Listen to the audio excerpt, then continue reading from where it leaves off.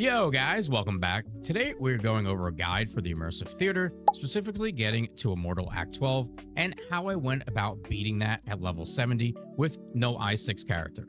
So we're going to go over some of the roadblocks I had in progression and some pretty easy upgrades to help get past that point.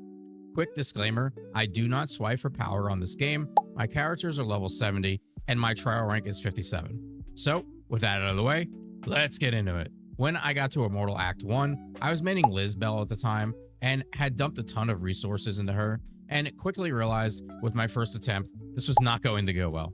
Reason being, the recommended elements being Pyro and Anemo and almost past recommended, I would call this required, being that having that element, the advantage is a 400% damage increase and a non-advantage being a 50% damage decrease.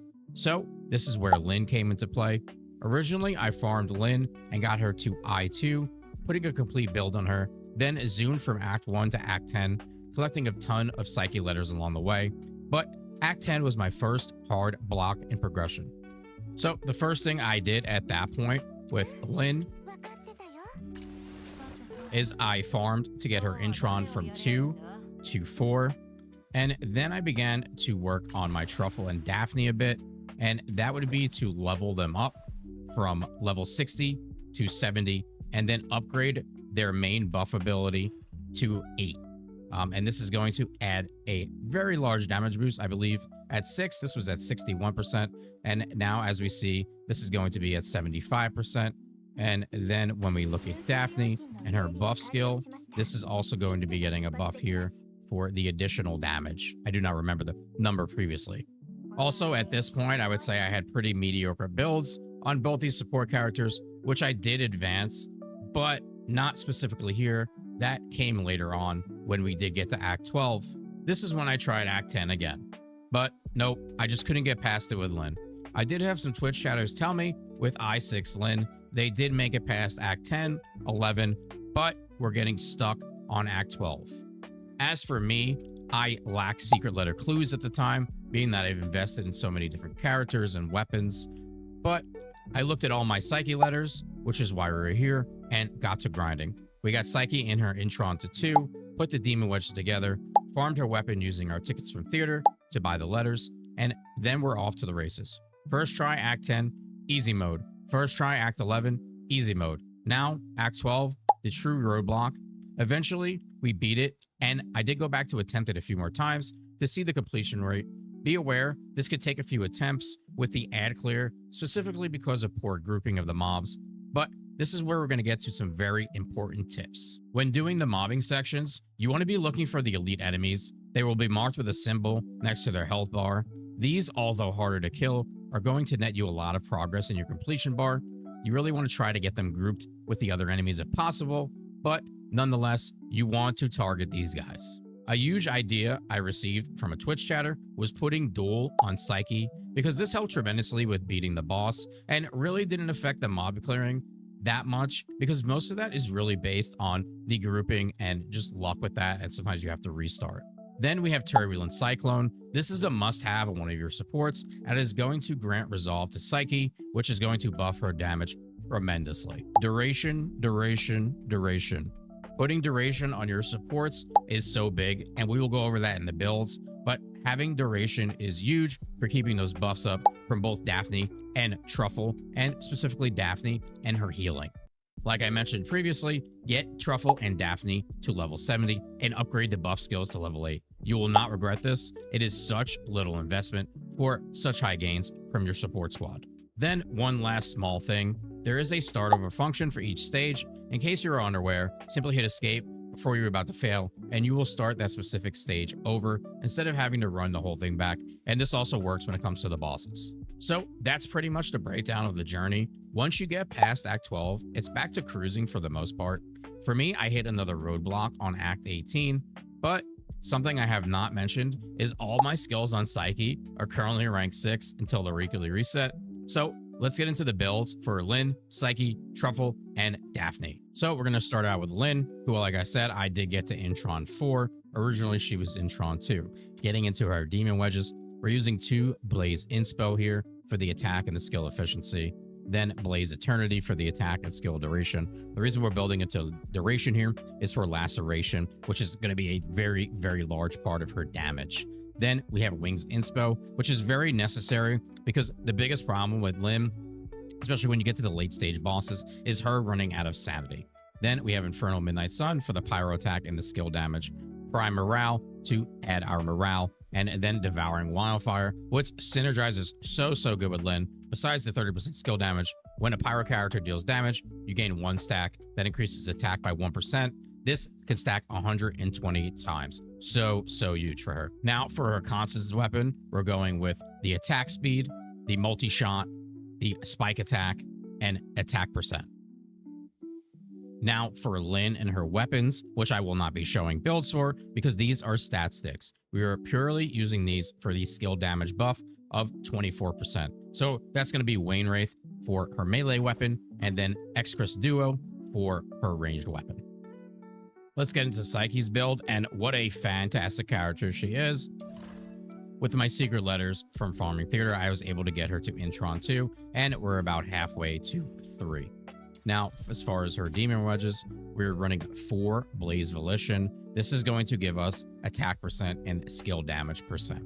Then we have Prime Resolve for the added damage when she is low health, which she will be most of the time. You do not want to spam your skill damage because of this, and for another demon wedge reason, which we'll talk about right now, and that's going to be this. When an animal character uses combat skills, it gains 84% skill damage for 6 seconds. So you do not want to overspam because you do not want to overheal. If you overspam, you'll run out of sanity. So you want to try to keep this up as much as possible. So trying to use your combat skill, I would say every 4 to 5 seconds to play it safe is the right way that I was going.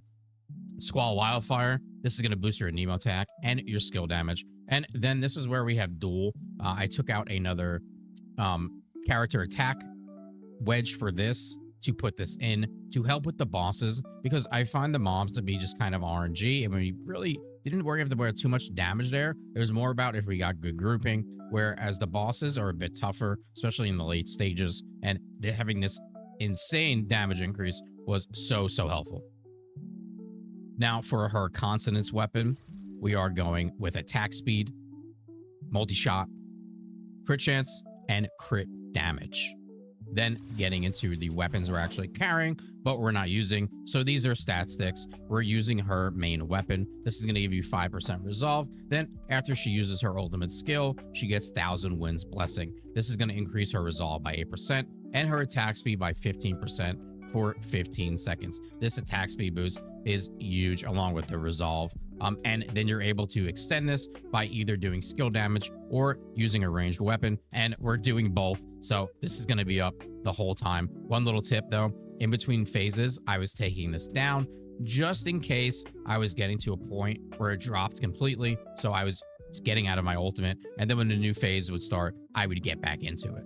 Then for her ranged weapon, of course, we're using X-Chris Duo. This is going to be a stat stick. We are not building this. Same thing as the melee weapon. So we are only looking here for the 24% skill damage. Now we have Truffle and Filbert. Like I said, I brought her to level 70 specifically because I wanted to get her first skill up to level 8, because this is a huge buff. This boosts us up to a 75% damage boost, and then we built into a ton of duration, and that's going to be with our wedges.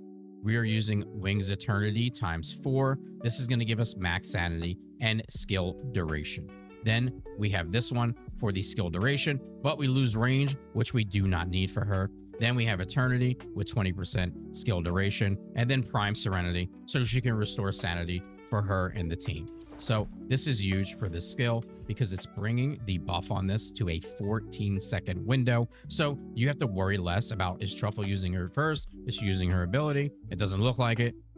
You have 14 seconds and she's pretty much almost guaranteed to be using it again after that window. As far as her weapon, we're using the Arclight Apocalypses. This is for the skill duration, which is very handy. But when landing a crit, this weapon can either grant attack percent or skill damage to your party, which is very nice. And then as far as our demon wedges, we're going to want to be building to some crit here and to some attack speed. So we're taking crit chance wedges. This is very nice too. When dealing a crit damage, there's a 100% chance to disarm the target. I'm not sure exactly 100% how much that's working, when it's working, but on paper, that sounds really good. And then we just have attack speed, and here with Arena Quivers for some multi-shot. Now we have Daphne, who I would say I underestimated as a support character.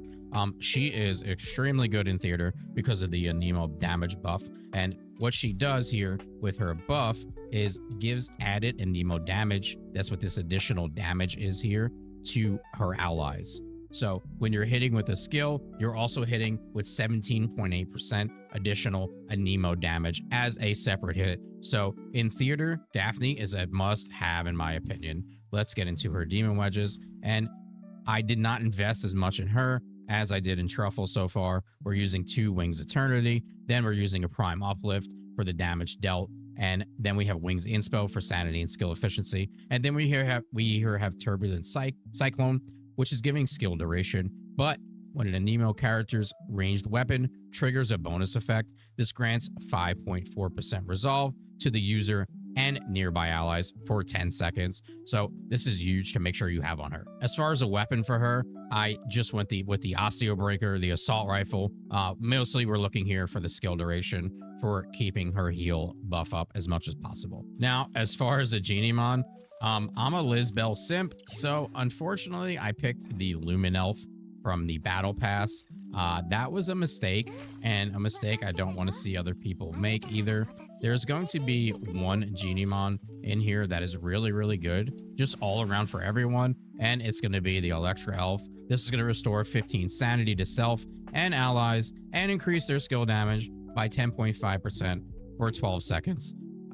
We're not really worried about the passive skill here. We're not using electric damage, but that support skill alone is so huge and also just so handy because it has such a wide variety of characters you can use this on. So please, if you have not picked one of these yet, I encourage you to pick this one and don't be like me and then make that mistake. And that covers everything for this Immortal Theater guide and builds for making progression. Any questions or suggestions, please let me know in the comments. Like and subscribe is appreciated. Thanks, guys. Peace.